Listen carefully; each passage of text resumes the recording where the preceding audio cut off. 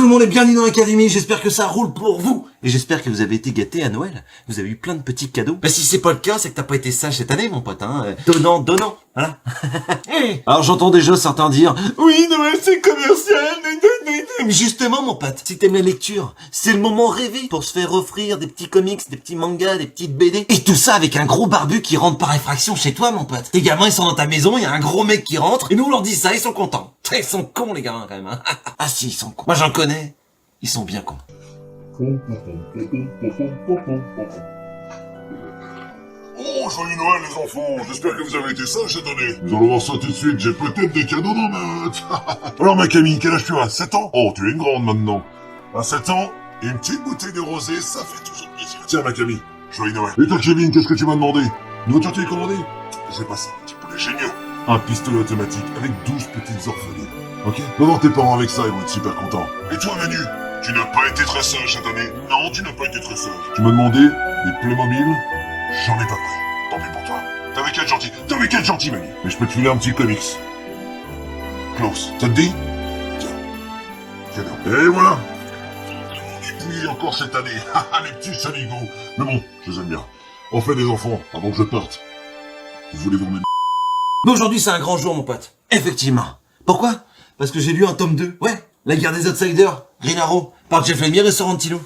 C'est un miracle. J'ai repris la série après des mois et des mois d'abstinence. Est-ce qu'on peut savoir pourquoi, Mince? Bah je sais pas, il faut croire que le mal de la flèche est plus fort que tout. T'as pas quelque chose à nous dire, non? Bon, c'est vrai qu'en ce moment, je me suis un petit peu mis au vert, hein. Je vais pas se mentir. Donc je relis Green Arrow, je mange des légumes verts, je bois du thé vert, j'écoute Trio, j'écoute Zaz, Et je t'ai surpris à bouffer des putains de pousses de soja, mec. Et non, je te le dis tout de suite, non. Si. Non. Si. Mais non. Si. Non. Si. Non. Mais si. Mais non, merde. Mais Mince, on est la même personne, nom de Dieu. Arrête de me raconter la messe, hein?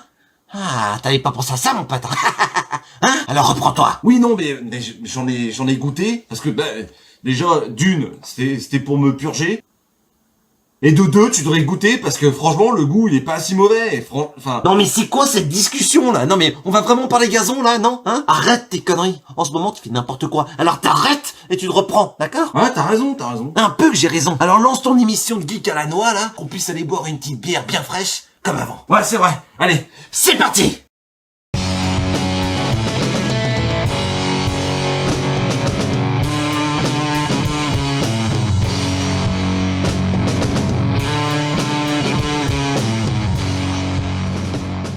Et c'est vrai que ce tome 2, ça faisait longtemps qu'il me faisait deuil dans ma palle. Mais on va pas se mentir, entre temps j'ai lu des comics de dingue, hein, et effectivement, au bout d'un moment, t'as la flemme de te relancer dans l'aventure. Et puis je me suis sorti les doigts du fondement. Yeah!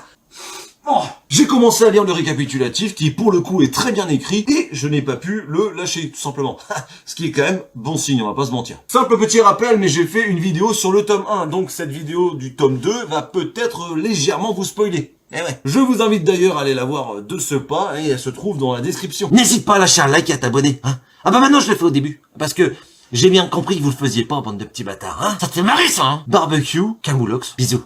C'est toujours scénarisé par Jeff Lemire et dessiné par Sorrentino, mais cette fois-ci, il y a un épisode qui est dessiné par Dennis Cowan. Alors cet épisode, c'est tout simplement un flashback qui revient sur l'amitié qui existe entre Oliver Queen et John Diggle. C'est sorti le 31 octobre 2014, ça fait 176 pages, à l'époque il coûtait entre 10 et 15 euros, et je l'ai vu sur le marché de l'occasion. En ce moment, on peut le trouver entre 5 et 8 euros. Voilà. Mais que nous raconte la 4e de couverture? C'est parti! Oliver Queen sait tout désormais du passé de son père et de la destinée qui lui incombe. Pris dans une guerre entre les différents clans d'Outsiders, il va devoir surmonter sa plus grande crainte, retourner sur l'île qui a bouleversé son existence. Pour être tout à fait franc avec vous, je me suis dit dans ma tête, allez, il va encore retourner là-bas, quoi.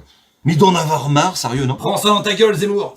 Comment ça, faut que je retourne sur mon île perdue, là? Attends, j'ai bien entendu, là? Ah non, vous vous démerdez, moi c'est non, hein, d'accord? C'est bon, j'ai assez donné, niet. Je ne retournerai pas sur l'île de Lian Yu, non! D'ailleurs, elle porte assez bien son nom, parce que en mandarin, ça veut dire purgatoire, hein. Et quand tu vois la taille des moustiques, tu comprends mieux. Alors lâchez-moi, j'irai pas! Non, je veux pas retourner chier dans le sable, y a pas de chocobon là-bas, y a rien du tout, c'est nul!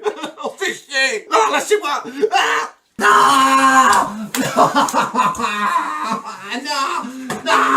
Place au moins, espèce de vieux chameau dégarni. Pour commencer, la fin m'a laissé totalement dubitatif. Parce que bon, sans spoiler, à la fin de ce tome 2, je pense que l'histoire principale peut être considérée comme terminée. Et ce qui nous reste, en fait, c'est la quête secondaire, hein, qui, à mon sens, n'est pas dingue. Du coup, c'est vrai que j'ai un petit peu peur pour le 3e tome. J'ai peur qu'il n'y ait pas suffisamment d'enjeux et de matière pour me garder accroché à l'histoire. Mais bon, c'est l'émir, j'ai confiance. Le dessin de Andrea Sorrentino ne me plaît toujours pas, et c'est même de pire en pire. Parce que maintenant, je sais exactement ce qui ne me plaît pas dans son dessin. Tadam! C'est sa façon de dessiner les visages. Ils sont lisses parfois. Quelle horreur. Ah oui, et puis le travail sur l'environnement, qui est pratiquement inexistant à chaque case, ça manque cruellement de détails. Voilà. Pour moi, c'est comme si tu tournais sur fond vert, mais que t'oubliais de mettre de l'animation derrière. Ça n'a aucun sens. J'adore l'odeur du napalm, mon petit matin. Allez-y les gars, go, go.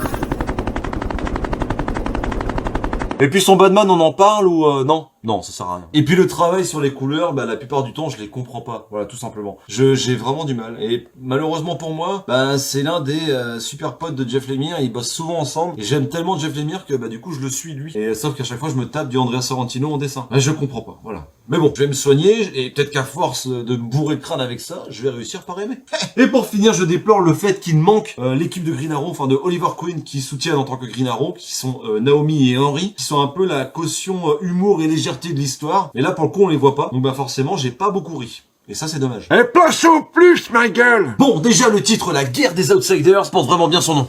C'est la guerre, mon pote. C'est le merdier. Il y en a partout, et c'est jouissif. C'est un vrai massacre. Surtout en deuxième partie. Et nom de Dieu, quel pied, mon pote. Même si le dessin est brouillon. Il y a des affrontements dans tous les sens. Bon, je peux pas trop vous en montrer, sinon je vais vous spoiler. Mais je suppose que si on aime Andrea Sorrentino, eh ben, on prend son pied, tu vois. C'est le kiff absolu. Et puis, on va pas se mentir, c'est assez violent. Pour les amateurs du genre, foncez, les gars. Et puis, encore une fois, il y a de l'enjeu. Donc, bah, c'est une violence justifiée et justifiable. Ensuite, au niveau du récit, bah, Jeff Lemire a encore frappé. Hein, ce mec est beaucoup trop fort. L'histoire a du sens, il y a des rebondissements et des surprises. Et puis, ça va à 100 à l'heure, il y a pas le temps de s'emmerder, quoi. Mis à part quelques ratés, c'est tout simplement plaisant à lire. Alors, attention à ce que je veux dire, hein, parce que moi, la plupart du temps, ce que j'aime lire, hein, c'est de l'indé. Voilà. Et là, bon, bah, c'est Green Arrow, donc c'est DC. Une très grosse machine, quoi. Ce que je reproche aux Big Two en général, c'est qu'ils font souvent du fanservice au détriment de l'histoire. En gros, la bagarre. Alors attention, hein, la plupart du temps, je suis client, y a pas de problème là-dessus. Mais on va pas se mentir, ça peut devenir lourd. Calme-toi, Jean-Kévin le rageux du 85, d'accord? Mais là, il y a quand même une certaine subtilité.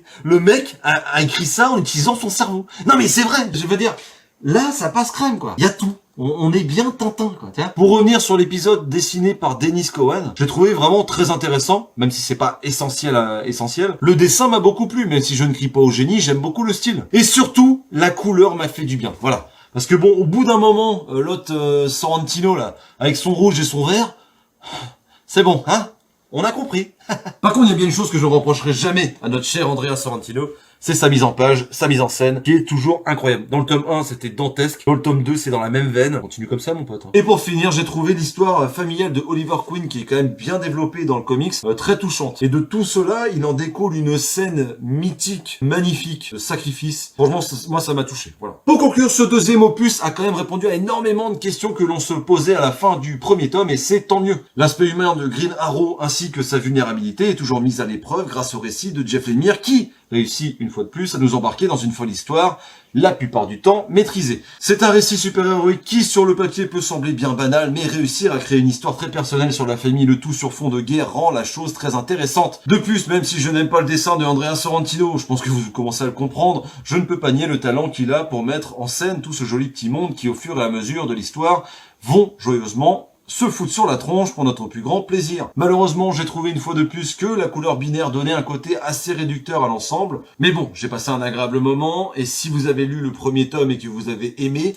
eh bien foncez sur la suite parce que, franchement, c'est un bon tome 2. Tellement bon que pour moi, ça aurait pu s'arrêter là. Et je ne vais pas vous mentir, la suite m'inquiète un petit peu. De toute manière, le seul moyen de le savoir, c'est de lire le tome 3, hein, donc bah comptez sur moi les perruches. Merci d'avoir regardé cette vidéo jusqu'au bout, les amis. Et dites-moi dans les commentaires, vous, si vous ne pouviez avoir que 3 comics sur le sapin, ce seraient lesquels? Suivez-moi sur Twitter et Insta. Sur ce, je vous fais d'énormes bises, prenez soin de vous, et à très bientôt dans la cave.